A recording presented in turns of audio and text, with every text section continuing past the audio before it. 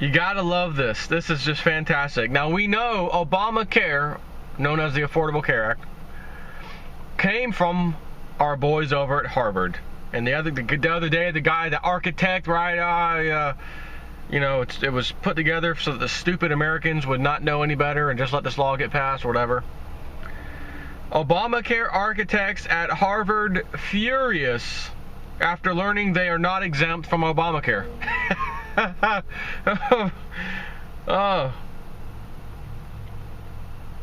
Members of the Faculty of Arts and Sciences, the heart of the 378-year-old university, voted overwhelmingly in November to oppose changes that would require them and thousands of other Harvard employees to pay more for health care. The university says that the increases are in part a result of the Obama administration's Affordable Care Act, which many Harvard employees or professors championed. But it was too late. The faculty vote came too late to stop the cost increases from taking effect this month, and the anger on campus remains focused on questions that are agitating many workplaces. How should the burden of health costs be shared by employers and employees? If employees have to bear more of the cost, will they skimp on medically necessary care, curtail the use of less viable services, or both? And it gets much, much better. Harvard is a microcosm of what's happening in healthcare in this country, said David M. Cutler, a health economist at the university, who was an advisor to President Obama's 2008 campaign. But only up to a point. Professors at Harvard have until now generally avoided the higher expenses that other employers have been passing on to employees. That makes the outrage among the faculty remarkable, Mr. Cutler said, because, quote, Harvard was and remains a very generous employer. The hypocrisy. In Harvard's healthcare enrollment guide for 2015, the university said, quote, must respond to the national trend of rising healthcare costs, including some driven by healthcare reform, also known as the Healthcare Act, ACA. The guide said that Harvard faced, quote, additional costs because of new provisions in the healthcare law that extend coverage for children up to age 26, offer free preventative services like mammograms and colonoscopies, and starting in 2018, a new tax on high-cost insurance known as the Cadillac tax. Thought we weren't going to get taxed, Mr. Obama. Oh, that's right, you'll be out of office in 2018, so we can't say, hey, you said, oh, wait, he's out of office. Well, he already lied because the fee that you have to pay when you do your taxes this year, starting this year, that's a tax. If you don't have insurance, you got to pay a tax. That's what the Supreme Court said. It is a tax. And so we have Richard F. Thomas, a Harvard professor of classics and one of the world's leading authorities on Virgil, called this changes deplorable, deeply regressive, a sign of the corporatization of the university. Oh, but it was fine for the corporatization of the rest of us, but once it got to your university, now it's a problem. And here's Mary D. Lewis, a professor who specializes in the history of modern France and has led opposition to the benefits changes, right? They don't want to pay more. Said they were tantamount to a pay cut. Moreover, she said, this pay cut will be timed to come at precisely the moment when you are sick, stressed, or facing the challenges of being a new parent. Why the anger? Why are you guys so mad? Because Harvard thought that it would be exempt from the Affordable Care Act, which it was instrumental in conceiving. The university is adopting standard features of most employer-sponsored health plans. Employees will now pay deductibles and a share of the costs known as co-insurance for hospitalization, surgery, blah, blah, blah, blah. So, let me ask you a question. and this is one of the things I said when we all found out about Obamacare and the new costs and the fees and the, oh, you don't have insurance, you wish not to have any health insurance, you'd rather pay out of pocket, well, you got to pay a fine, also known as a tax, straight to the IRS. So there's going to be plenty of people, right? There's going to be plenty of people, myself included, who will not and do not have insurance, will not get it, and I don't have it currently. Because I signed up online, I went through the whole spiel, how much money do you make, blah, blah, blah, how many people in your family, healthcare, this, okay. The absolute lowest payment I think I could find for myself, my wife, and our 3 kids, who the kids are very young. So, it's not like it's an older kid. It's, they're 8 and 5 years old. 8 and 5. So, it was like, or I don't know, $600 or $700. And it was the absolute worst insurance of them all. It was the lowest of the low of the low. And you have these deductibles. Of course, you have the co-pays and deductibles.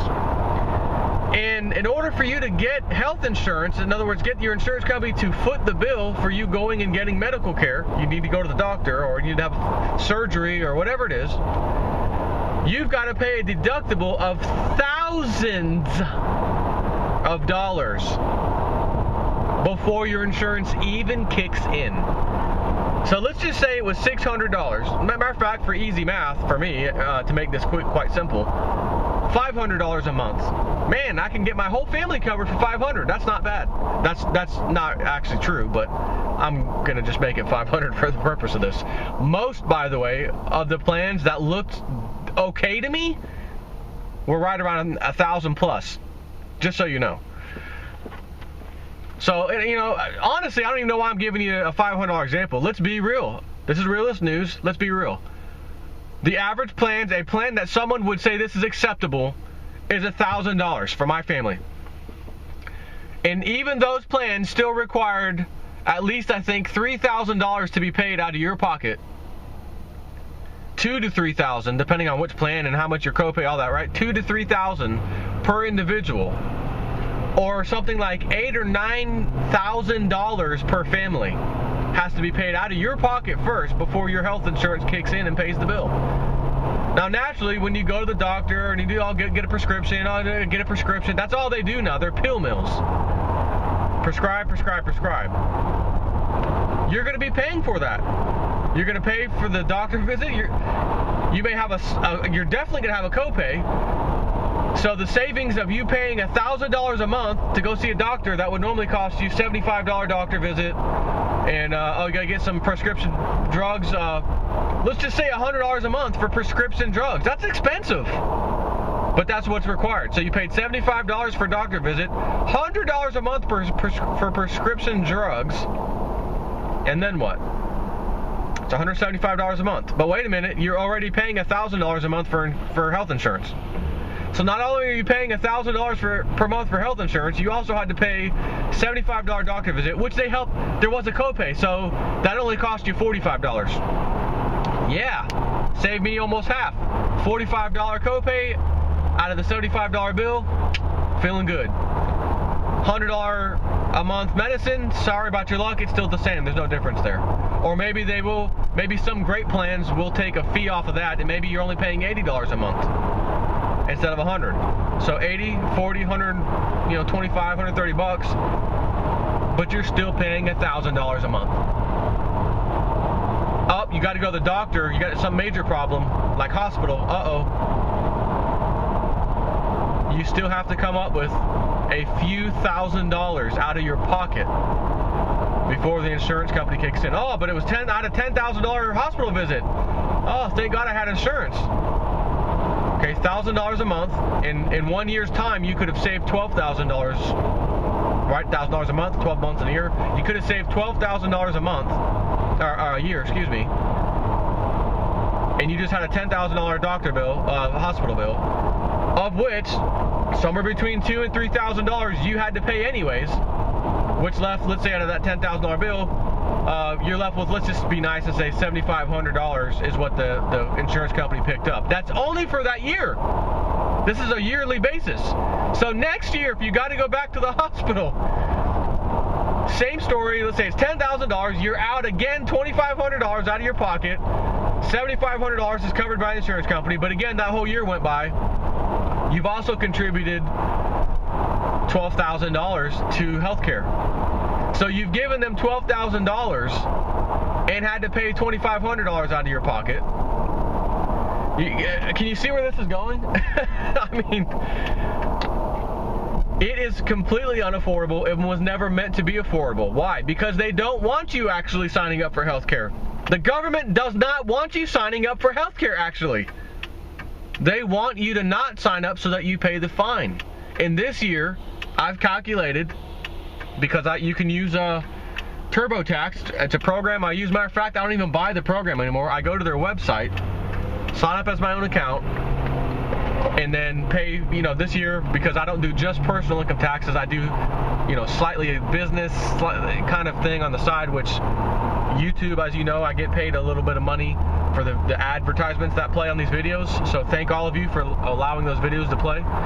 But I have to, that's income. I have to report that. That's not a W-2 type income. That's W-9. You're like a contractor. So the standard cheapo tax one doesn't work for me. I need like the next step up, which is like small business one. Anyways, it's $79.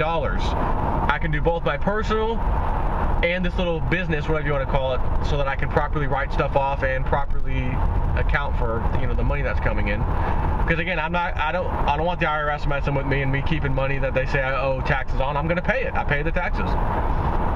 So I've already done my calculation, even though I'm waiting on 2 different W-9s. But I already know what the amount is. So I've already done my taxes, so to speak, this year. My main company I work for, I've got the W-2, so I know that, and that's the bulk of my salary. A little tiny extra is from YouTube, basically. So I get that, and I've already done it. I did it yesterday, and I've roughly figured out,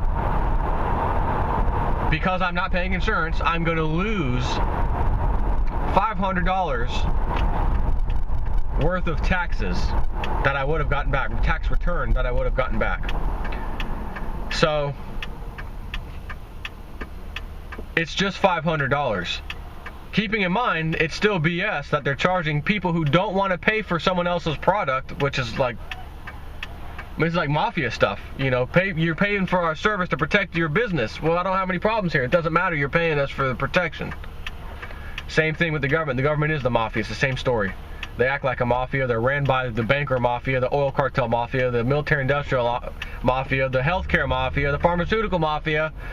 It's just getting out of control. So, at the same time, think about this. I go and find, let's just pretend, I find the $500 a month insurance plan just so I basically don't have to pay these stupid fines at the end of the year. $500 a month times 12 months is $6,000 a year. Or just pay the $500 fine one time per year, and you don't have to continue. You don't have to have any health insurance. So the government gets $500 out of my pocket every year. Well, excuse me, the first year, and that greatly increases allegedly the next year. So 2016, again, Obama will be gone and out of office when the real fees start kicking in.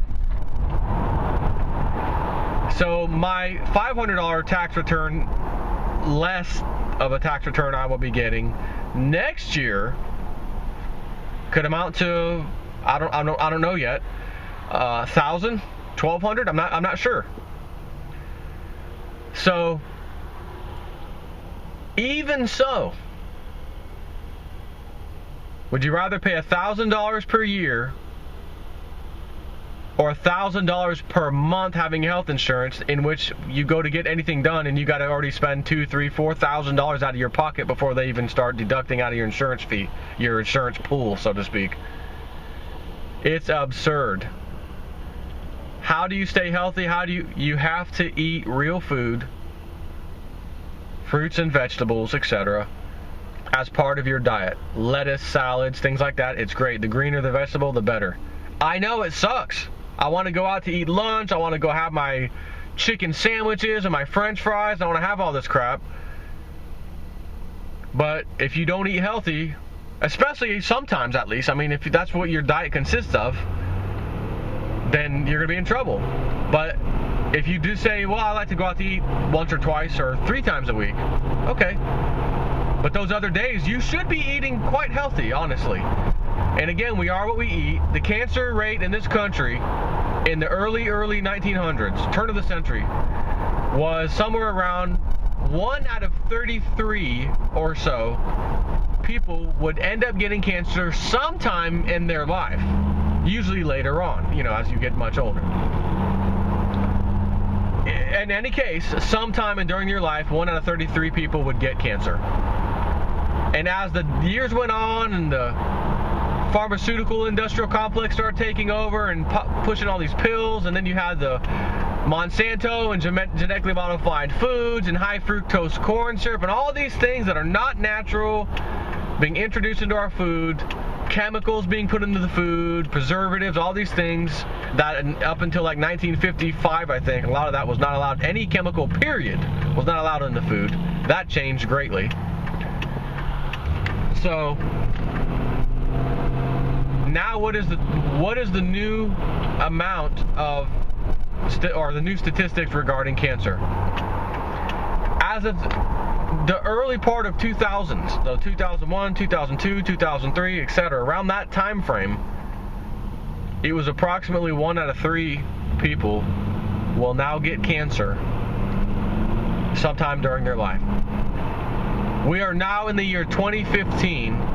Last year, which again was a matter of days ago, 2014, last year the FDA approved more drugs than ever before in a single year. Just turn your TV on and look at all the drugs. And then 2 years from now, keep in mind those drugs you saw 2 years ago. Lawsuit, lawsuit, lawsuit, lawsuit. Sign up for a lawsuit. You can experiment, you get money, get paid. This was a drug that's no longer, has been banned by the FDA now. The same agency that allowed it then bans it 2 or 3 years later after the lawsuits fly and all the damage is done to people's bodies. Thus driving up the cost of healthcare for the rest of us. This is a self-eating, this is a virus, this is a self-eating organism we've created here in this country. And now they want people like me, who are aware of all these things, who don't want to pay for health insurance, would rather pay out of pocket when I have to. Think about that, $1,000 a month health insurance. Do you realize you can save $24,000 in 2 years? At current normal healthcare fees, not including the additional $2,000 or $3,000 you have to come up with each year in those 2 years if you need healthcare, like you got to go to a hospital or something. Not even including that fee, just the monthly premium. In other words, I've never spent 1 day at the hospital or in a doctor's office in 2 years. You would have paid $24,000 a year. 2 years. $12,000 a year. $24,000 in 2 years. That's $48,000 in 4 years. How absurd is this? What in the hell's wrong with people? And I remember long ago people used to ask me, are you crazy, man? You got to get health care. It was expensive back before Obamacare. I'm like, I tell you, are you crazy? $800, $900 is absurd. $700, $800, $900 is still absurd. Yeah, man, you got to have health care. What if you get sick? What if you got to go to the hospital, man? You're listening to propaganda. That's what they're all telling you. If you could save and say I didn't have to go to any kind of major hospital, healthcare bill, etc., for 4 years. All of you out there in your 30s and your 20s, what are the chances of you having to go to the major hospital bill, etc., healthcare problem in a 4-year period of time? It's pretty slim for a normal, healthy, regular old person. 20, 30-year-old. You could save tens of thousands of dollars in that time frame, assuming, again, you had a family, a wife, and even 1 or 2 kids. So why not save the money, pay the stupid IRS fee,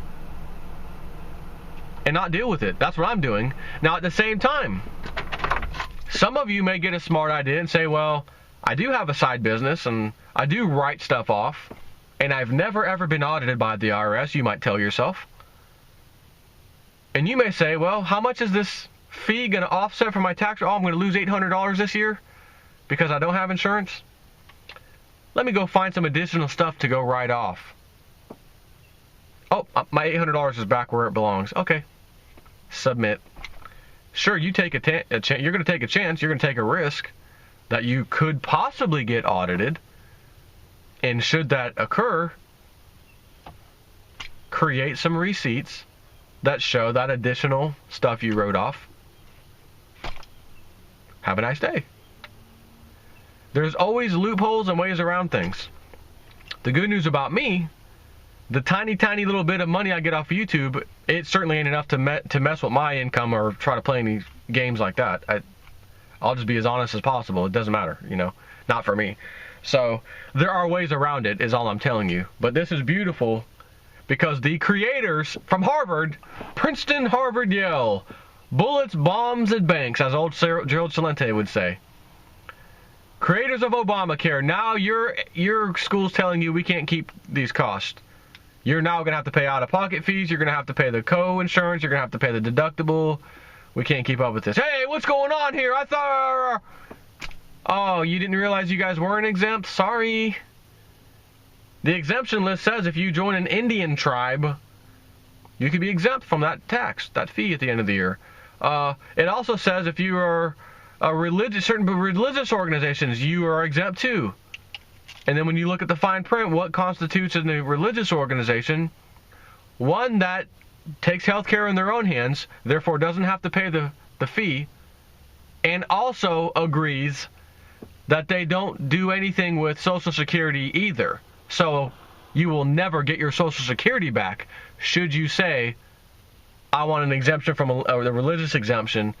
You're also agreeing that when it comes time to get your Social Security back in 50 years from now, 40, 50 years from now, you're agreeing that that's excluded too because it's part of your religious belief.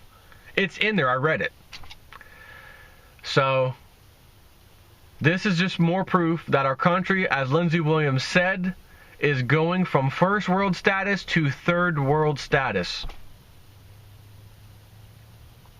Our healthcare industry is like number 26 or something like that on the list of great, good to worse.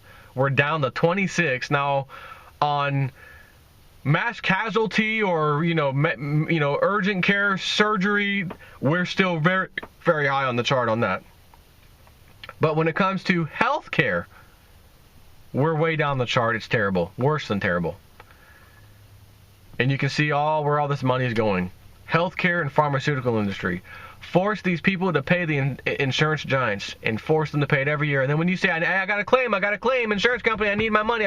I've paid 4 years now. You've got $50,000 of my money. I got to get surgery. It's going to cost me $7,800. Well, sir, you're going to have to come up with half of that, basically $3,000 or so of that. We'll cover the remainder. But I've paid you $50,000. I haven't gone to the doctor in 4 years. No one has. You've got $50,000 on my money. Yeah, but every year you have a deductible, just like your car insurance. And then when you get in an accident in your car insurance, well, yeah, you have a little deductible. Good. And I paid you for 5-6 years now in a row, accident-free, right? Yep. Now my rates are being jacked up and you're dropping me. So that I can go to a new insurance company and they're going to say, well, you're a new customer of ours, so you don't get a better rate, and we see you had an accident, so your rates are going to be higher anyways. But I paid this other company for 6, 7, 8 years, never got in a car accident. Now I'm in an accident. They've got tens of thousands of my dollars. This is going to cost them $8,000 in this particular accident, and they're dropping me, my insurance rate's going up. That would be the equivalent of you going to the doctor, paying the co-insurance, paying the deductible, getting surgery or whatever the hell you went there for, and then being told by your insurance company after you spent $50,000 there with them, we're dropping you, go find health care through one of the other exchanges. And then you go there, oh, we see you went to the hospital last April, i.e. you've been in an accident. You've been yeah, I got sick, I had to go to the hospital. Yeah, that means our risk with you is a little higher than a normal healthy person, so your rates are going to be a little higher. So how do you stop all this from happening? Take matters into your own hands, eat healthy, Stay off the drugs. I read, I'll end this video now. I read that as of today, 50% of the United Kingdom, UK, citizens, population, 50% are on pharmaceutical drugs. If that's not disturbing, I don't know what is. Considering that that's the UK, and we in America are the king of pharmaceutical industrial complex and FDA corruption, I wonder how many Americans, percentage-wise, are on pharmaceutical drugs as well.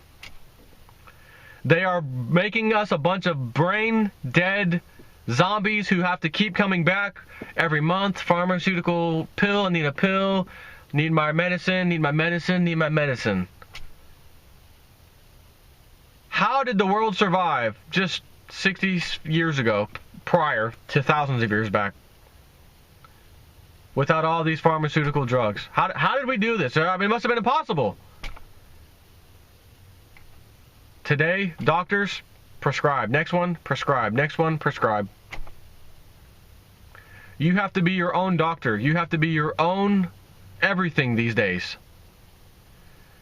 And thank God for the internet, because you can find that type of information that you need, that you're having problems with in your body, your health, whatever, online. There's people who've already experienced it. They've done things. And everywhere you look, it's like there's always a natural treatment that cures things. Versus the medical industry, which just keeps the thing, it's treatment. It's not cure, it's treatment. Hides the symptom you have, giving you 4 or 5 different symptoms that are not good. But at least the first symptom you had is gone, apparently, but it's not really, it's just hidden. So I need a second pharmaceutical pill to hide those other 2 symptoms, and I need a third pill to hide the remaining 3 symptoms. And then I need a fourth pill, because those other 2 pills, in addition to the first pill, they have their own side effects. So I need a fourth pill to hide the side effects of pills 1, 2, and 3. And you moronic people out there who do this think it's just normal. Why? I'm not an expert. I go to the doctor. They went to medical school. They're the experts. And what curriculum did they learn from the medical industry? The Rockefeller and the Carnegie family, who did this early on in the early 1900s, made it so that no natural type of medicine would be used anymore. They shut down any type of schools and universities that were remaining. There was 2 remaining at one point. Got closed down. Funding went to all the RX drug manufacturing places, and now they feed the medical industry how to cure stuff and how to fix problems and whatnot. And it all remains, all that the answer is, take this pill for that. If they're experiencing this, give them this pill. If they're taking this, get this pill. When doctors are asked, how much did you learn about nutrition, keeping the body healthy during your entire time in medical school? Some say maybe an hour, some say maybe 2 hours. It took you years to get that license, medical, and become an MD. And you telling me you only had 2 years of how to eat, 2 hours about eating healthy. So the experts are advising you to take this pill. And who are you to question them? You don't know any of these things. So rather than even research, just go do it. Me, on the other hand, I don't trust anything. I question everything. And that is why I feel I am so intelligent, so informed on all these different freaking things. Because I've questioned every single damn thing that's been put in front of me and told me this is the truth. And believe me, along the ways, all these things I thought were truths are. There are a bunch of things out there that are truth. And they were taught to me as truth. But there's a whole hell of a lot that's not. Hell of a lot that I was told was the truth and is not. Doctors, experts, no longer true. You're a pill mill. And then these people read a story of a guy walking out of hospice on his deathbed from cancer, tumors, brain, everything. He said, I had nothing else. I keep hearing this. I had nothing else left to lose, so I took the marijuana oil or marijuana extract or Phoenix Tears or Colorado Tears. It's the same product. Extract, highly concentrate, particular stuff out of marijuana or cannabis, as it's called. He walked out of hospice, went and got checked. Sir, you don't have a trace of cancer nor any tumors that we previously saw. You've been miraculously cured. He said, the doctor told me it was a miracle from God. He thought to himself, he said, I'm not gonna tell the doctor I took drugs, but it wasn't a miracle from God. It wasn't anything. The angel didn't come down. He didn't get blessed. He took matters into his own hands, did the research, realized I'm on my deathbed. At this point, there are people saying marijuana can cure you. I'm going to be dead here in a matter of a month or two. I have nothing left to lose. I'll try it. Oh my God, it cured me. Oh, here's another story. Oh my God, nothing else left to lose. On my deathbed, marijuana extract cured me. Cancer gone, tumors gone, back to normal. Cancer count in my blood back down to 200 to 300, whatever, completely normal. Do you have any idea what that would do to the cancer industry? $10,000 per chemotherapy session, roughly speaking. And you got to have several of those. Come on back. 10,000, 20,000, 30,000. So those people who have to pay the $2,000 and $3,000 deductible copays, they're going to get 3 or 4 cancer treatments in 1 year, possibly. $10,000, $20,000, $30,000, $40,000 worth. Oh, it makes perfect sense for them to pay that little $2,000 and $3,000 fee, but it's still so much of a burden for the health insurance agency to pay the additional $20,000, $30,000 on this little piddly fee they're collecting from this silly, stupid cancer patient. I mean, we don't make money off cancer patients. We got to do something about this. And here it is. The rest of us with our $1,000 a month bills, you're paying for the cancer industry so that they continue to take this pill, take this chemo, keep doing the here you go, here you go, here you go. And you mean to tell me you can grow a plant in your backyard, not smoking it? It was never intended to be smoked. Just like I can pick up these shrubs out here right now, chop them up finally, dry them out, and smoke them, and it's probably going to give me a high. I would almost bet on anything out here combining a bunch of these leaves and crap and drying them out and smoking them. It's going to give me some kind of high issue in my head. It's not intended for that. It's intended to be eaten, ingested. And you mean to tell me this little plant, you plant it, it grows, it produces seeds just like any other plant or crop. You plant those, now you have more plants. They produce seeds, now you have more plants. Next thing you know, you have a massive garden of what would be marijuana or cannabis that you can then go around the world curing cancer with, giving this highly concentrated extract out of them to people, curing them. The cancer industrial complex would be closed overnight. Thank God Colorado is now legal, because you're going to watch what happens with Colorado and the number of stories of people being cured left and right, to where it gets to the point where the medical industry, as in doctors, can no longer say this is a coincidence or you've been blessed or you're a miracle person, because none of these miracles or anything else existed prior to them taking marijuana extract.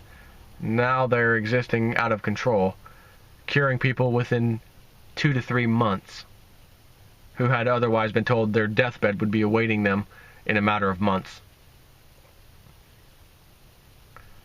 So healthcare people, you wanted this. Harvard, you guys out there, you got it. Deal with it.